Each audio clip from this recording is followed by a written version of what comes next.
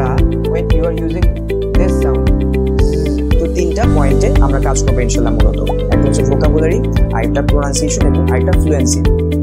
এবং পুরো কোর্স জুড়ে আমরা চেষ্টা করব যে যে সমস্ত জায়গায় ফর এক্সাম্পল যদি আমরা দেখি যে গ্রামাটিক্যাল কোনো ব্যাপারে কারো কোনো ধরনের সমস্যা আছে, সেই জায়গাগুলো কিন্তু আমরা আসলে অ্যাড্রেস করার চেষ্টা করব।